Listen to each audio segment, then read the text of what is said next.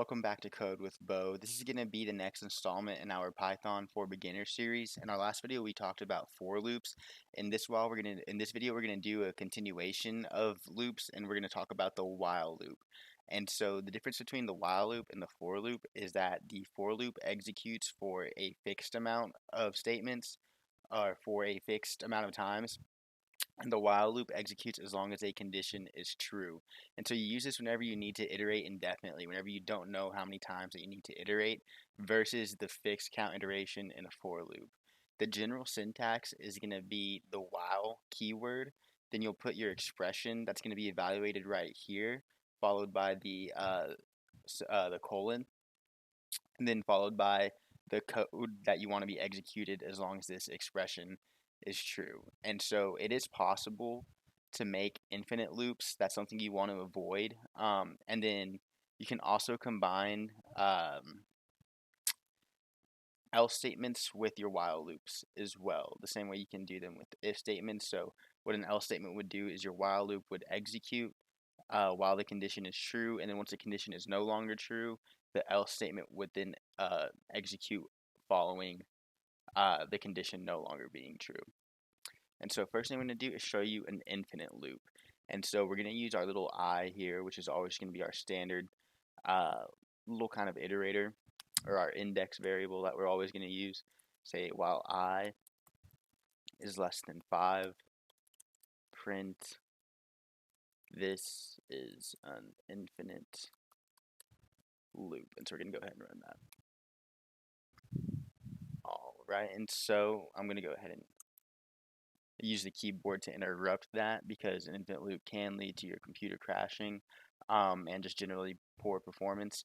But the reason that this happened is because we set the condition I to be less than 5, and we initialized I to have a value of 0. And we never changed the value of I within the statement part of the while loop. And so how we would avoid this is we would simply increment I. Alright, and then now you can see to where it was executed only 5 times. That's because we set the condition to execute as long as it's less than 5, and we incremented it by 1 every single time. So it's a pretty straightforward process. We can also do multiple conditions, or j less than 10, j equals 0. We need to make sure we increment this one as well. Alright, and you can see that this one executed 10 times. That's because the first thing this program is going to do is it's going to check this condition, I less than 5. And while this is true, it's actually not even going to look at this, or it's not even going to look at this condition, because it sees this or statement, and it already knows that this is true. And an or statement is going to be true as long as just one of these is true. So that's kind of a way that your computer optimizes performance underneath the hood. It doesn't even look at this if this part's true. But once this part's false, then it does take the look at this. But yeah, so you can see it executed 10 times, and so that's the way you could do a multi-conditional statement combined within a while loop. And then we can also do else. I should change this to this is not an infinite loop. Print the loop has ended. Alright, and you can see that the else statement was executed once this while loop was no longer true. Well, once the conditions set to be validated were both false, it jumps to the else statement and it executes that. And so now we're going to take this and we're going to make a simple menu-driven program where we choose our starter Pokemon. And so I'm going to initialize user input to the value of 1, just because it's going to be the driver of our program. And we'll just need that to get it started. So input is not equal 4, print, choose your Pokemon. And normally you'd only choose one Pokemon, and then that would be it. But just for demonstration purposes, we're going to keep on choosing and choosing until we don't want to anymore. So print 1. Charmander stays number 1.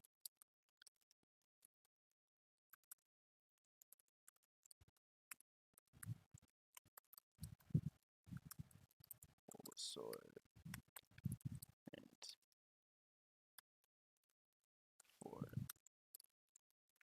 quit, and then user input equals int input.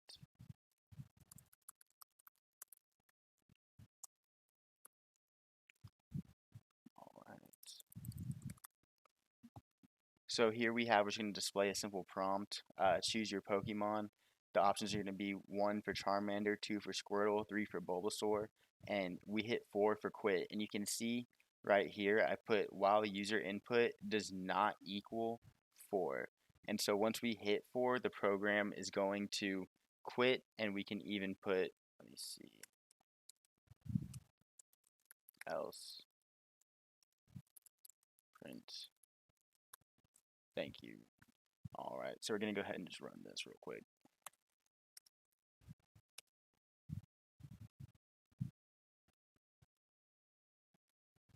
Oh, forgot a parentheses.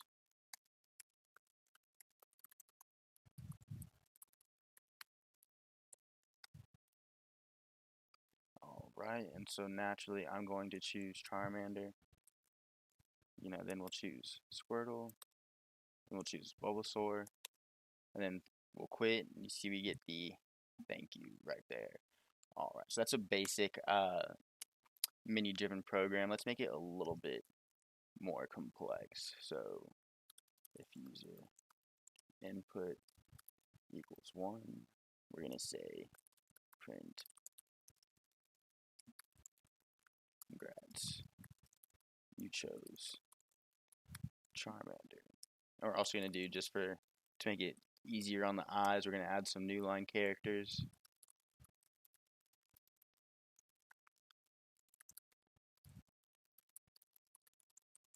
And so here we're just using if statements and elif statements to control the flow of the program and added a little bit of additional functionality.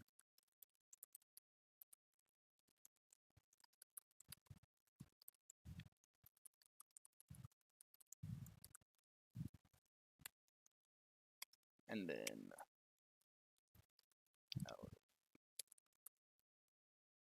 user input equals 4. I'm just going to say print thanks for playing. All right, so now we're going to go ahead and run this. All right, I'm going to choose Charmander. Congrats, you chose Charmander. Choose your Pokemon. Thanks for playing. So we exit the program. And so once you start taking in user input for your program, you have to be conscious of ways that the user can misuse your program and enter in the invalid input. And so you want to get used to error checking. And so this is just going to be a super simple way to validate the user input. We'll get into deeper and more complex ways later on, but just to get you used to the idea now, I'm just going to put else print invalid input, try again. So this code is only going to execute, or you'll only, for 1, 2, 3, and 4, these are going to be the options that are displayed. But if any other number is entered other than 1 through 4, we're going to get this prompt right here. And so I'm going to go ahead and run that. I'm going to go ahead and enter in the 5 to show you. So you can see right here we got invalid input, try again. And so we're just going to choose Squirtle this time. Congrats, you chose Squirtle. Everything's working all good, fine, and dandy. We are ready to start our Pokemon journey. But yeah, so that's going to be it for while loops today. As always, if you have any comments, questions, or feedback, go ahead and send those my way. I'm more than happy to take a look at them, take y'all suggestions into consideration, and I'm always looking for ways to improve the videos. And I would just love to hear from y'all as well too. But yeah, so that's going to be it for while loops in Python. There'll be another Python for Beginners series video dropping next week. So as always, hope you had a good time, and I'll see you.